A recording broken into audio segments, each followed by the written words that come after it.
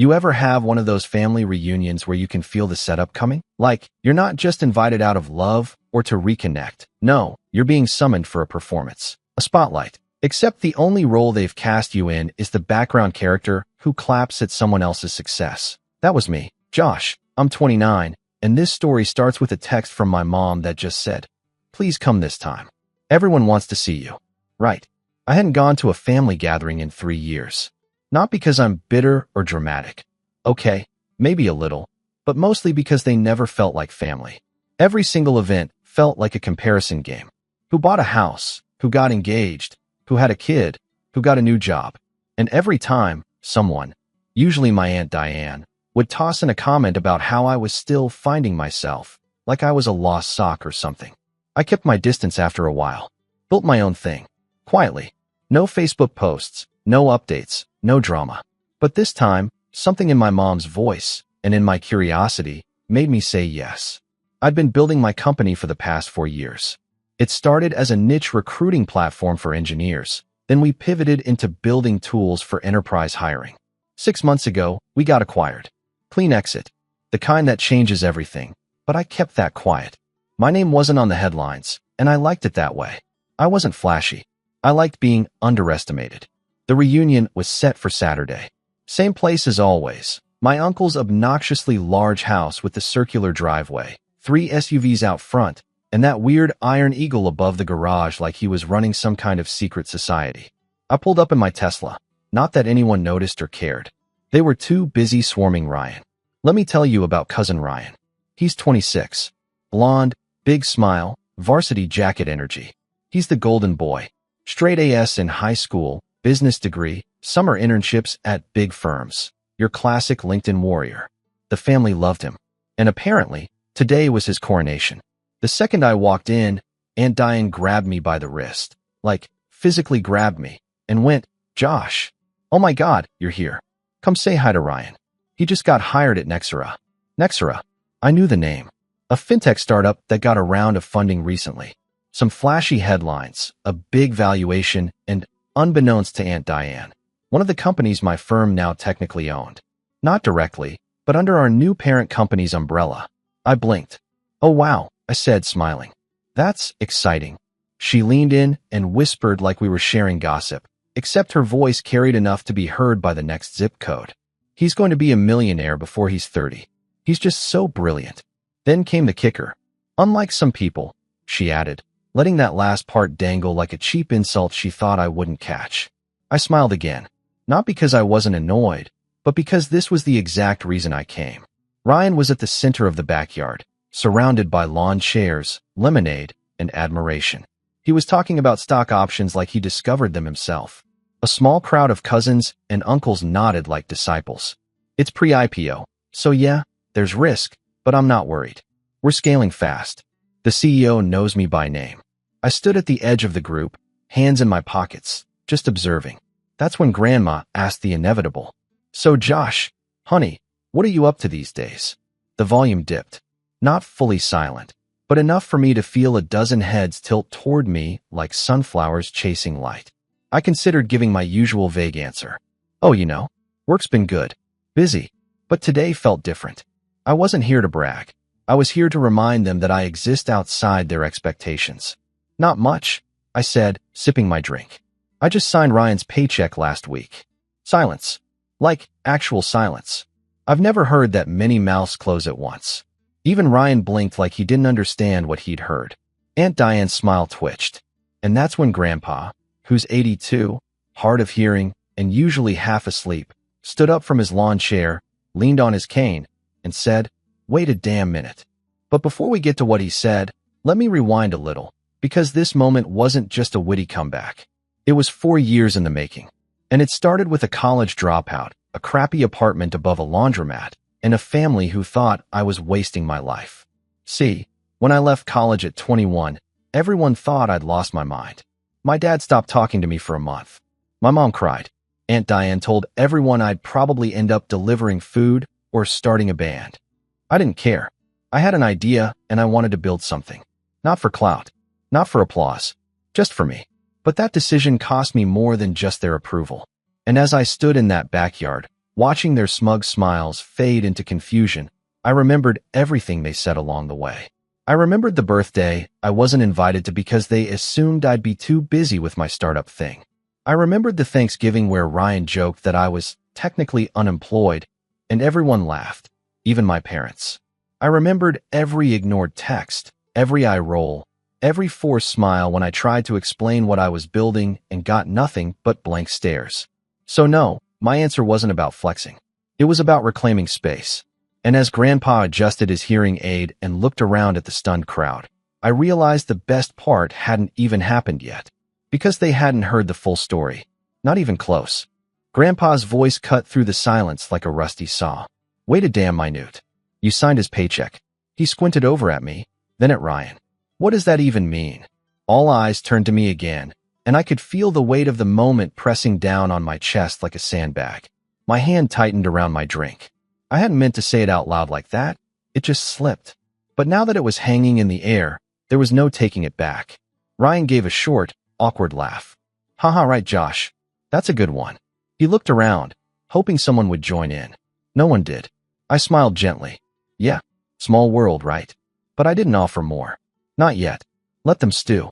Aunt Diane recovered first. She stood up straighter, tugged down her cardigan, and gave me that tight, dismissive smile she always used when she was trying to reassert control. Well, I'm sure that's a fun joke, Josh. But Ryan worked really hard to get where he is. He beat out over 100 candidates for his position. I know, I replied. I remember seeing the list. Another silence. Grandpa sat back down slowly, mumbling something about needing stronger coffee. Cousin Emily raised an eyebrow. Uncle Frank just looked confused. And Ryan looked scared. I could have ended it there. Said nothing more, let the curiosity simmer and walk away. But part of me, some deep, wounded part, wanted more than that. Not revenge, exactly. Just balance. And balance was long overdue. When I was 22, I moved back in with my parents after burning through my savings. I was working 16-hour days trying to code the first prototype of my platform, barely sleeping, and delivering groceries at night just to cover my student loans. At one point, I remember eating plain rice for dinner for 6 days straight. You think I exaggerate, but no. I have photos. I used to joke with my one friend back then that if I ever made it, I'd buy myself a gold-plated rice cooker. But the worst part wasn't the struggle. It was the pity. Every dinner with my family felt like an intervention. My mom would say things like, maybe you should just apply for something stable for now. You can always do your little business later. My dad would stare at the TV and grunt. My sister, Claire, who was in med school at the time, would chime in with stories about her residency and how she had no time for distractions like that. The unspoken message was always the same. Josh is wasting his potential. Josh needs to grow up. The day of Claire's graduation party, I overheard my parents talking in the kitchen. My mom whispered, I just hope he doesn't embarrass us in front of everyone. I didn't even cry that time. I just left before the speeches started. I stopped showing up after that. I built in silence, learned in silence, grew in silence. Back in the backyard, the buzz had shifted. Ryan was still talking, trying to salvage the attention. Something about his manager inviting him to a private Slack channel. But people weren't listening as closely. The sparkle was gone.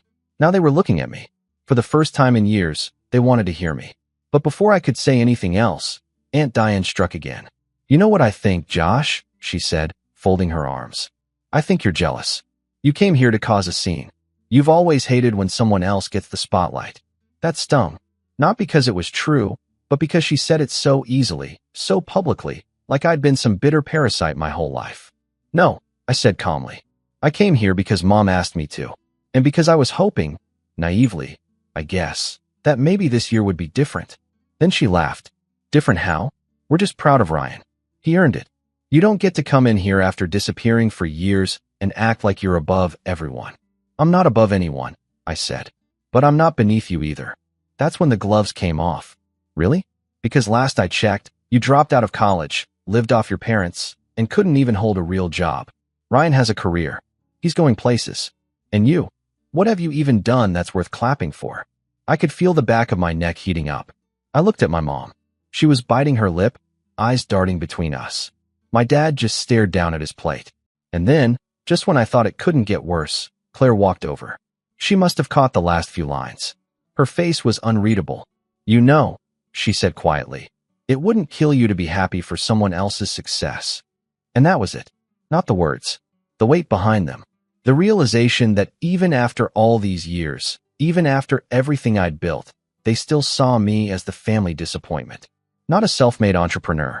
Not the guy who turned a broke idea into a multi-million-dollar exit. Not the man who stayed up late learning how to pitch, how to hire, how to survive. Just the dropout. The pity case. The failure. I left. Didn't storm out. Didn't make a scene. Just walked back to my car and drove away. I didn't go home. I parked by the old high school field where I used to eat lunch alone after quitting soccer. I stared at the empty bleachers and thought about every moment that had led me here. Every comment. Every slight. Every backhanded compliment. I called my old mentor. He picked up on the second ring. Josh, he said, everything okay? I paused. I think I want to do something petty. He laughed. Define petty. I want to invite my entire family to dinner next weekend. And I want to book it at the most expensive restaurant in the city. And I want to pay for everything. But only after they sit through a presentation. He didn't hesitate. Do it. So I did. I waited a few days. Let the tension simmer. Then I messaged my mom, asking her to help me invite everyone to a dinner to celebrate something important. She didn't ask too many questions. Just said she was glad I was trying to reconnect. I booked out the private room at the most luxurious restaurant in the city. The kind with gold menus, valet parking, and a sommelier that makes you feel like wine is a religion. I pre-ordered everything: steak, seafood, dessert, top-shelf drinks. Told them to spare no expense. Everyone RSVP'd yes. Of course they did. They thought it was about them. The night of the dinner, I wore a black suit and brought printed copies of something I'd been working on for a few days. It wasn't a presentation. It wasn't even flashy. It was a single page. A diagram. A breakdown of our company's organizational structure, before and after the acquisition. And there, in black and white, was Nexera, listed under our parent brand. With my name at the top, just beneath the CEO. I got to the restaurant early. Greeted each family member as they arrived. Smiled. Took photos. Listened to Aunt Diane talk about how Ryan had been handpicked for a new client project. Then, once everyone had their appetizers, I stood. I just want to say a few words, I began. But before I could, Ryan, poor, sweet Ryan, stood up and said, before you go, I just wanted to thank everyone for their support. This new job is a big deal for me, and I hope to make you all proud. Polite applause. I nodded. Thanks, Ryan. That's actually a great segue. I handed out the sheets.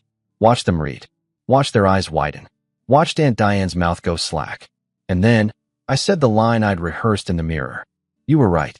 Ryan is going places. And lucky for him, one of those places is under my supervision. Gasps. Forks dropped. And just as the silence threatened to swallow the room whole, Grandpa stood up. He didn't say a word at first. Just looked at me. Then looked at the page. Then at Ryan. Grandpa's hand trembled slightly as he set the paper down. His eyes stayed on me. Blue-gray, weathered with age, but still sharp in moments that mattered. The room was silent, almost reverent, like we'd all stepped into a church and nobody told the priest he could speak. He turned to Ryan, who had frozen with his champagne glass half lifted, and said slowly, You work for him? Ryan's throat bobbed. His eyes darted between me, his mom, the paper. No, I mean, not directly. He's not in my department. He doesn't, oversee me or anything. I didn't say a word. I didn't need to. The paper spoke for itself. My name was there. VP of Talent Infrastructure and Strategic Acquisitions. Under the new holding company's logo. Just beneath the executive board. Nexera was one of 5 acquisitions under our branch. I had signed Ryan's paycheck. He was technically 3 levels below me, 2 if you counted dotted line structure.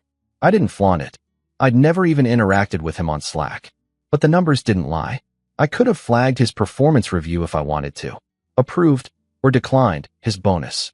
I could have assigned his team to some obscure internal project just for fun. And every person in that room now knew it. Grandpa chuckled, then turned to Aunt Diane. Well, would you look at that?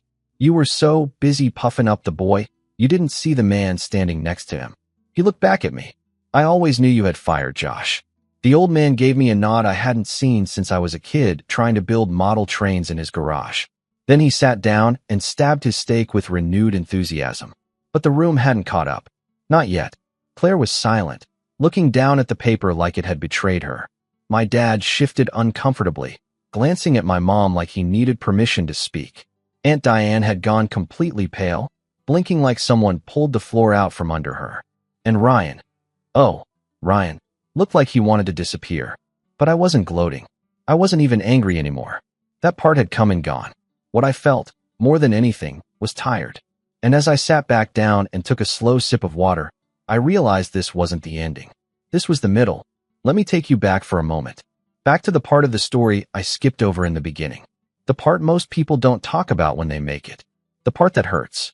After I left Claire's graduation party early, I moved out of my parents' house and into a place I could barely afford, above a laundromat, with a leaky ceiling and paper-thin walls. I worked nights delivering food and days building my startup, cobbling together code and clunky prototypes with tutorials and late-night forums. I had one friend, Jason, who believed in the idea, so he helped on weekends for free. The first version of the platform crashed constantly. The second was barely usable. The third started to work. We got our first paying user 14 months in. A small firm in Ohio. $99 a month. I cried when the Stripe notification hit. Not out of joy, but out of relief. I wasn't crazy. The night we hit $500 MRR, I bought 2 paper crowns from Burger King and made Jason wear one. We toasted with soda and talked like kings. But growth was slow. Money was tighter than ever. Every dollar that came in went to hosting fees, UX improvements, customer support. I didn't pay myself for 26 months. My parents didn't know that. They assumed I was freeloading. My dad once asked if I'd ever contribute to society. I nodded and changed the subject. I didn't go to family gatherings. Didn't answer texts. I lived in that in-between place. Too broke to feel successful, too stubborn to quit. And then came my lowest point. Year 3.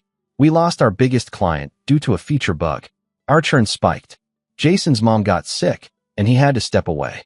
I was alone again. I maxed out my last credit card to keep the lights on. I applied for night shifts at a warehouse just to scrape by. That night, I sat in my car outside the warehouse orientation center, gripping the steering wheel with white knuckles, and asked myself, why? Why keep going? Why suffer? Why not just get a normal job and stop this madness? But something in me, something small, quiet, and angry, refused. Maybe it was pride. Maybe it was fear of returning to those family dinners with nothing to show. Maybe it was the memory of Claire rolling her eyes when I told her about my idea. Whatever it was, it made me turn the key, drive back home, and fix the damn bug that night. 2 weeks later, we landed a call with an angel investor. And everything changed. His name was Mark. He wasn't flashy, just a practical guy who liked our idea and saw potential. He gave us $50,000 in seed money. Enough to breathe. Enough to hire one dev part-time. From there, we grew. Slowly, then faster. We signed new clients. Word got around. 2 years later, a VC firm made an offer. We countered, negotiated, signed. I moved into a real apartment. Jason came back. We brought on a team. A real team. Then came the acquisition. $12.8 million. Clean terms. No drama. I walked away with a healthy slice. Not enough to retire forever, but enough to never answer to anyone again. I stayed on for a new role, strategic acquisitions, and internal infrastructure. The part of the job where you get to help companies like ours grow smarter, faster, better. One of the first companies I helped acquire? Nexera. I didn't even know Ryan worked there until I saw his name on a personnel list months later. I laughed when I saw it, but I didn't say a word. Until the reunion. Back at the restaurant, I watched my family pick at their food, too proud to speak and too shaken to pretend nothing had happened. I gave a short toast. Thanked them for coming. Thanked my parents for raising me. Thanked Jason quietly. Then I paid the bill, every cent, and walked out. Not with my chest puffed out. Not with swagger. Just peace. But peace doesn't erase the past. The next week, my mom texted me. Can we talk? I called her. She didn't apologize right away. Just asked questions. Real ones. About the company. About my life. I told her about the nights in the laundromat. The rice. The tears. The quiet. She didn't say much. Just listened. I think that hurt her more than anything else I could have said. That she hadn't known. That I hadn't told her. That we'd lived under the same roof, and she had no idea I was drowning. She cried. I almost did. Claire sent me an email. Long, formal, apologetic. Said she admired me, even if she hadn't shown it. Said she was proud. I didn't reply right away. Not because I was angry, just because I wasn't sure I believed her yet. Ryan? He hasn't reached out. But I heard through the grapevine he's keeping his head down at work now. Word travels. And it turns out, people are a little more careful when they realize the guy they once joked about now sits 3 rungs above them. As for Aunt Diane, she's been quiet on Facebook lately. No more brag posts. No more humble brags about Ryan. Just photos of her garden and passive-aggressive quotes about real success being quiet. I smile every time I see one. But here's the truth. Revenge felt good in the moment. But peace felt better. Not because they finally saw me, but because I finally saw myself. I didn't need their applause. I didn't need the validation. I'd spent so many years trying to prove I wasn't a failure that I forgot I already wasn't one. And maybe the real win wasn't that they knew now. It's that I didn't need them to. But still, this story isn't over. Because something else happened after that dinner. Something I didn't expect. Something that would flip the entire family dynamic again. And this time, not in my favor. It started with a voicemail. 3 weeks after the dinner, I was on a flight back from Chicago, bleary-eyed and running on 2 hours of sleep, when I landed and saw the notification. Missed call, Dad. Message, 1 minute, 23 seconds. We didn't talk often. Even after everything, our relationship hovered in this weird limbo where we were polite but distant, like 2 co-workers who used to be close but hadn't found their rhythm again. I played the message as I waited at the baggage carousel. His voice was quiet. Too quiet. Hey, Josh. Listen. Something's come up. Nothing urgent, don't worry. But your grandfather's been asking about you. Wants to see you. I think it's important. He's not saying much, but when he asks twice, I listen. Call me.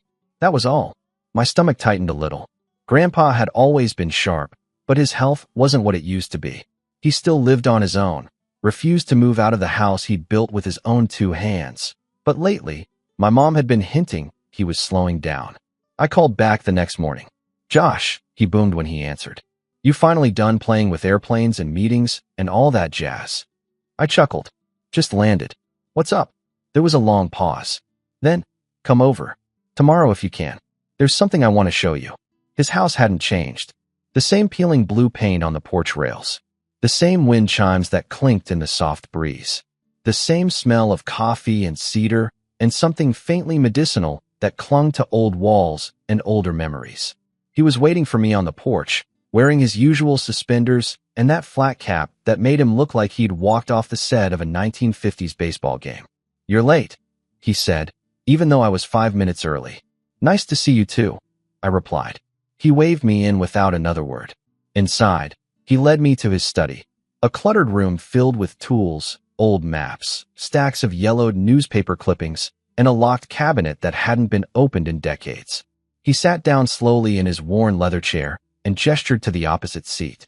Then he unlocked the cabinet, pulled out a manila folder, and handed it to me. Inside were a dozen old documents, property deeds, tax forms, letters, even a wrinkled photo of a lake house I barely remembered from childhood. My eyes skimmed the top page, confused. I don't understand, I said. What is this? That, Grandpa said slowly, is everything the family doesn't know about. I looked up. He leaned back, resting both hands on his cane. That lake house. It's been in the family since the 70s. Your grandmother and I bought it before any of your uncles got married. Never told anyone it was under my name only. Figured it'd be less of a fight when I passed. I kept reading. Property titles, dated signatures. My name on a few of them. Dated within the past year. You transferred these to me? He nodded. Started the paperwork months ago. Made it official last week. I blinked. Why me? Another pause. He stared at me with a strange intensity, like he was trying to see through my skin and into my bones. Because you showed me something they didn't. Grit. Fire. You earned everything you've got. They, your father, Diane, Claire, the rest, they all think success is owed to them because they check the right boxes. Good grades. Good schools. The right job titles. He leaned forward. But you? You built. And then you showed grace. You didn't rub it in their faces, even when you had the right to. I didn't know what to say, so I said nothing. He continued, quieter now. They think I'm leaving it all to your dad. Diane thinks Ryan's getting a share. But the truth is, I've watched how they treat people when they think they're above them. And I've watched how you stayed humble when you didn't have to. He tapped the folder. You're the executor now. You hold the key. And when the time comes, it's your call what happens next. My pulse picked up. Does anyone else know? He smiled. Nope. That's the fun part. I left his house feeling like someone had handed me a loaded weapon and told me to use it wisely. I didn't ask for this. Didn't even want it at first. But the more I thought about it, about the lake house, the accounts, the forgotten shares in an old family business that still produced a small but steady income, the more I realized what I'd been given. Leverage. And suddenly, memories started to resurface. Like Claire laughing in my face when I asked if she could look over a contract back in the early days of the company. I'm a doctor, not a magician, she'd said. Or Diane telling my mom behind my back that I was a hopeless case, and that they should start planning for when he comes crawling back. Or Ryan bragging at a wedding that some people think startups are a ticket to easy money but don't understand the real world. I remembered it all. And now? Now I held the strings. Over the next few weeks, I began to plan. Not out of spite, not out of revenge, but because I wanted clarity, and a little justice, and maybe, just maybe a spectacle. First, I called my lawyer. Had him review every document Grandpa gave me, confirmed the transfers, filed the quiet paperwork to complete a few lingering deeds, set up protections, watched as the legal authority shifted in my name, bit by bit. Then I checked the old business registry for a company called Pinegrove Utility LLC. The family forgot about it after it was sold off in the late 2000s. But someone had kept a minority stake. That someone was Grandpa. And that 7% stake? Now mine. And that 7% had a new buyer knocking at the door. $280,000. I signed the papers. Suddenly, I had liquid cash and legal control over 3 parcels of land, 1 cabin, and a family trust account Diane didn't even know existed. The irony? The entire family thought Grandpa was getting forgetful, that he needed help managing his affairs. They were already circling like vultures, assuming that when he passed, they'd divvy up the leftovers. They had no idea the will had already changed. They had no idea I was the executor. They had no idea I now held the passwords to every account he ever touched. I waited until Thanksgiving. This time, the dinner was at Diane's house. It was the usual circus, roast turkey, polite insults, performative laughter. Ryan was quieter than usual, kept his head down. I caught him glancing at me now and then, like he still wasn't sure if he was allowed to be mad or impressed. Claire had brought her new boyfriend, a surgeon. She introduced him 3 times, as if we hadn't heard her the first 2. And Diane? Diane was in full hostess mode. This turkey is from that specialty farm near the vineyard. Nothing frozen here, she bragged. And we only use ceramic knives now. Better for the environment. I smiled. Said nothing. Let her talk. Let them all talk. Then, as dessert was served, I clinked my glass. Hey everyone, I said, standing. Can I have just 5 minutes? They all turned. Even Grandpa looked up from his pumpkin pie. I pulled out a small, black folder. Laid it gently on the table. This, I said, is the updated deed to the lake house. Diane blinked. The lake house. It's in my name now, I said calmly. Grandpa transferred it last month, along with a few other assets. You could hear the blood drain from faces. Claire frowned. What are you talking about? I opened the folder to the notarized document, turned it around for everyone to see. Aunt Diane went stiff. That has to be a mistake. That property belongs to the family. To us. Grandpa cleared his throat. I am the family, he said, and I made my choice. I let that hang for a second before continuing. I'm not doing anything with it right now, but I will be restructuring a few things. Which means if anyone had plans to use the house next summer without permission, they might want to rethink that.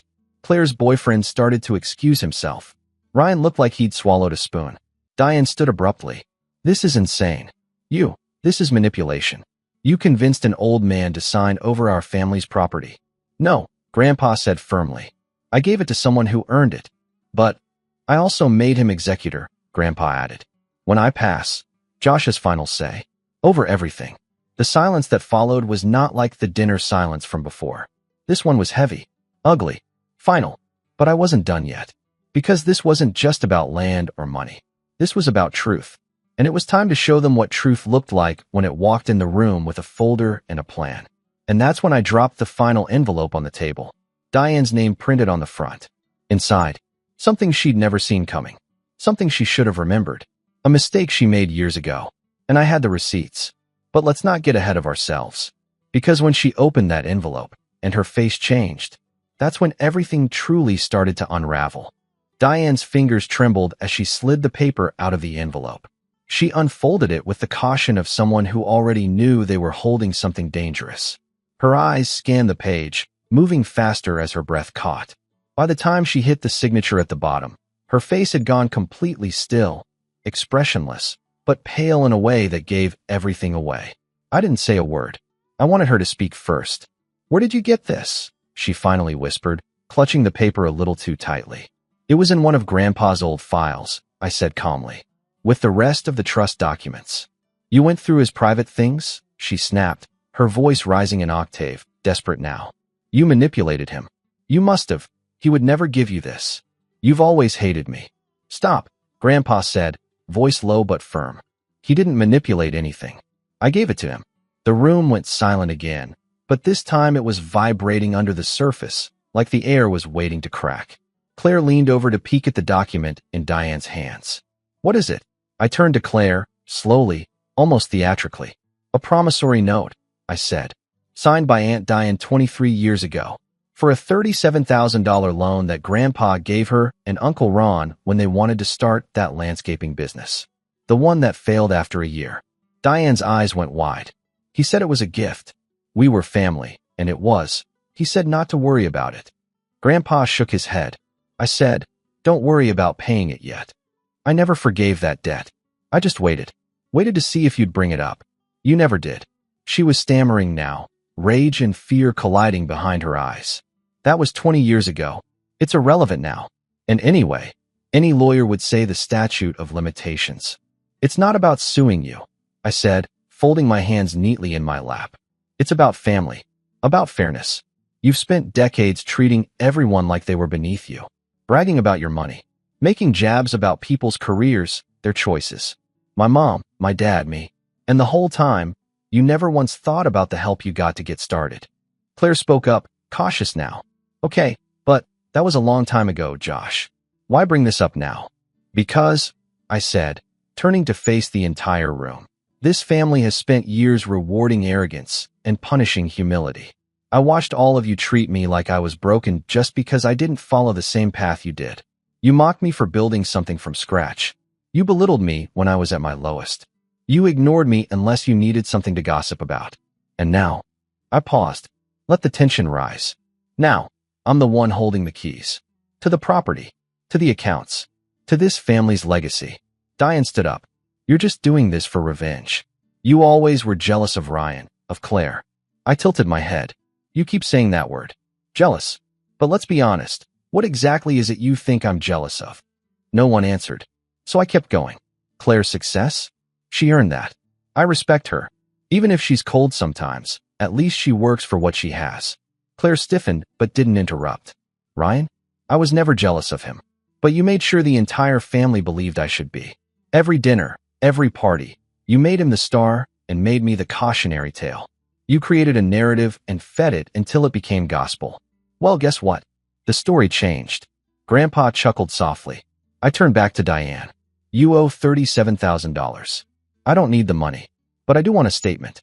A signed letter acknowledging the loan, the terms, and that you misrepresented it as a gift to avoid repayment." She scoffed. "You're joking." I pulled out another sheet from the folder. "I've drafted it for you. You can't make me sign that." "No," I said. "But if you don't, I'll file it with Grandpa's full estate records. And then you'll be in violation of a promissory agreement under the terms of the updated trust, which gives me the right to legally bar you from inheritance distribution for failure to acknowledge debts to the trust originator." Diane's mouth opened, but no sound came out. Ryan looked like he was watching a live car crash and wasn't sure which side of the windshield he was on. Claire sat perfectly still, eyes locked on me, no longer angry, just curious. For once, really listening. I turned to the group. "And just so everyone's clear, this isn't about punishing her. It's about accountability. I was called a failure for years.